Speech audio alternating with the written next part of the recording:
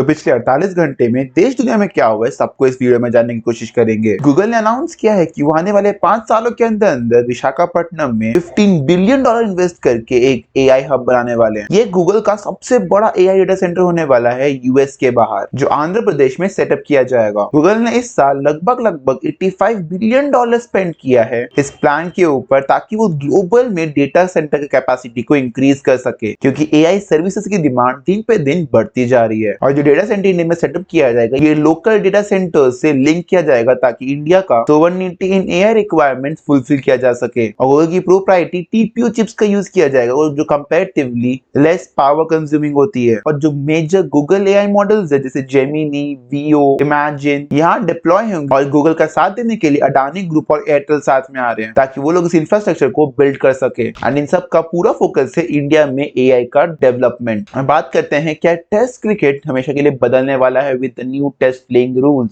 रवि शास्त्री ने सजेस्ट किया है कि टेस्ट क्रिकेट के अंदर टियर 1 और टियर 2 कंट्रीज को रखना चाहिए। जो टॉप टेस्ट प्लेइंग नेशन होंगे वो टियर 1 में रहेंगे, और जो बॉटम प्लेइंग टेस्ट नेशंस होंगे वो टियर 2 में रहने वाले हैं। अब ऐसा क्यों सजेस्ट किया गया है? देखो, बहुत ऑब्वियस सा बात कि जब कोई बड़ी टीम जैसे इंडिया, इंग्लैंड या ऑस्ट्रेलिया किसी छोटे कंट्री से टेस्ट क्रिकेट खेलती है, जैसे अफगानिस्तान, वेस्ट इंडीज या बांग्लादेश, तो टेस्ट क्रिकेट बहुत बोरिंग हो जाता है और डे 5 तक दूर की बात है, डे 2 तक मैच खत्म हो जाता है। एंड ये चीज हम लोग को इस इंडिया वेस्ट इंडीज में देखने को मिला था। जब इंडिया वेस्ट इंडीज का मैच हो रहा था, तब ऑडियंस टर्न आउट नहीं कर रही थी मैच को देखने के लिए, क्योंकि वो बहुत छोटी कंट्री है जिससे इंडिया खेल रही थी, एंड उनको पता है कि मैच इंटरेस्टिंग नहीं होने वाला है। एंड सजेस्ट ये भी किया गया है कि जो टियर 1 में जो बॉटम टीम रहेगी वो डिमोट कर जाएगी टियर 2 में, और जो टियर 2 में टॉप करेगी वो टियर 1 में प्रमोट कर जाएगी। इससे होगा ये कि वर्ल्ड टेस्ट चैंपियनशिप साइकिल को इंप्रूव किया जाएगा, और हर टेस्ट प्लेइंग नेशन को मौका मिलेगा अपने आप को इंप्रूव करने के लिए। ऑल्दो इस प्रपोजल को अभी तक बीसीसीआई या फिर आईसीसी ने अप्रूव नहीं किया है, एंड कुछ बोर्ड्स इसको अप्रूव करेगी भी नहीं। ये बहुत ऑब्वियस बन जाता है कि जब एक छोटी कंट्री बड़े कंट्री से खेलती है तो रेवेन्यू अच्छा खासा जनरेट होता है, लेकिन जब वो चीज नहीं होगा तो उतना रेवेन्यू जनरेट नहीं होने वाला है। तो अल्टीमेटली टीम्स का लॉस होगा एंड बोर्ड्स का लॉस होगा। देखते हैं आगे क्या होता है, उसके लिए आपको अपडेट करता रहूंगा। अब बात करते हैं ऑस्ट्रेलिया के पीएम एंड डोनाल्ड ट्रंप का जो नंबर लीक हो गया था एक वेबसाइट के ऊपर। तो होता क्या है कि वेबसाइट्स एआई का इस्तेमाल करके बहुत सारे फोन नंबर को स्क्रैप करता है एंड प्रोफेशनल्स के कॉन्टैक्ट्स एंड डिटेल्स को एक्सट्रैक्ट करता है, ताकि उनसे सेल्स जनरेट किया जा सके।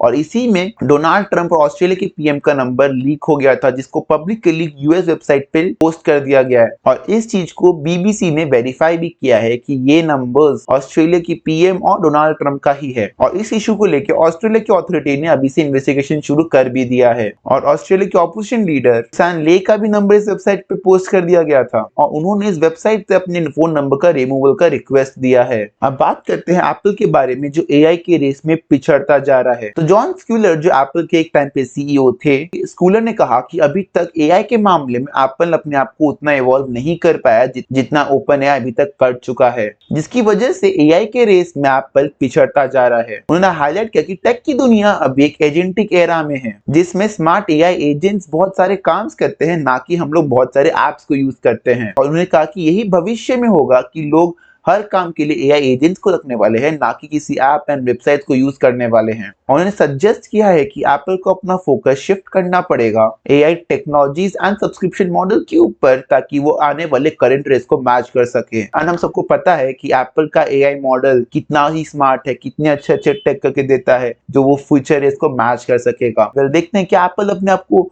मैच कर पाएगा करंट जनरेशन के साथ या नहीं कर सकता है। बात करते हैं हर्षित राणा के ऊपर, जिनको गौतम गंभीर वापस डिफेंड करते हुए आ रहे हैं। हाल ही में ही सोशल मीडिया के ऊपर कुछ ज्यादा ही ट्रोल मिलता है हर्षित राणा, क्योंकि वो हर टूर में शामिल हो जाते हैं, हर बायलैटरल सीरीज में उनका नाम आ जाता है। एक काइंड ऑफ शुभमन गिल के बाद ऑलमोस्ट हर 3 फॉर्मेट के प्लेयर बन चुके हैं।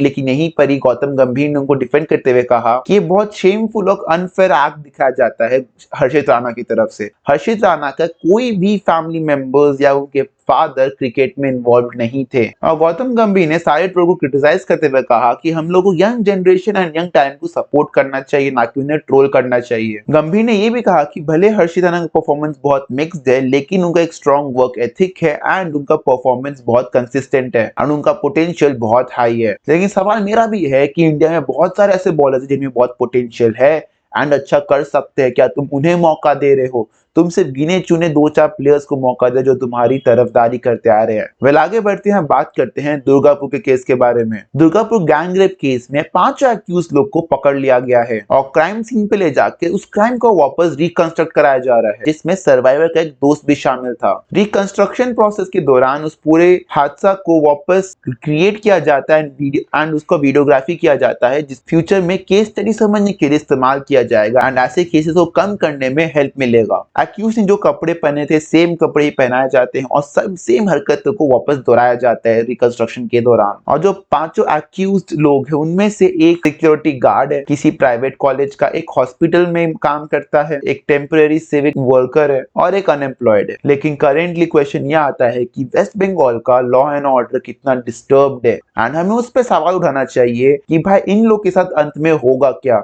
एंड देखो जो हर बार होता है वही होने वाला है, इस बार भी क्रिमिनल्स को डिफेंड किया जाएगा एंड जब सुनवाई की बारी आएगी तब इन लोग को 5 साल 6 साल 7 साल की सजा दे के छोड़ दिया जाएगा विद पेनल्टी।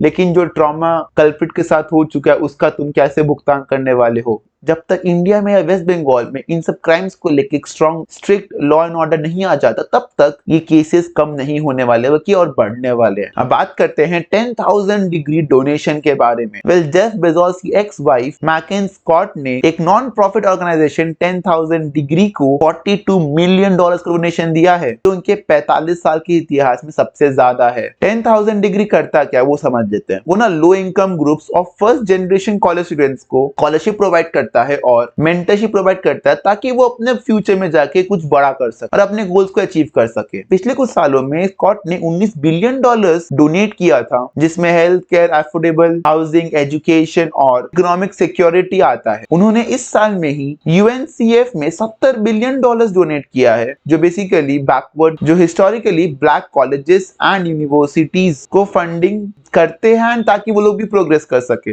देखो बहुत अच्छा चीज दिखाता है बिलियनर्स के द्वारा कि वो लोग बैकवर्ड कम्युनिटी को सपोर्ट कर रहे हैं और नॉन प्रॉफिट ऑर्गेनाइजेशंस में ज्यादा से ज्यादा इन्वेस्ट कर रहे हैं। वेल आज के लिए इतना ही। अगर वीडियो पसंद है तो लाइक कर देना, चैनल को सब्सक्राइब करके जरूर रख देना।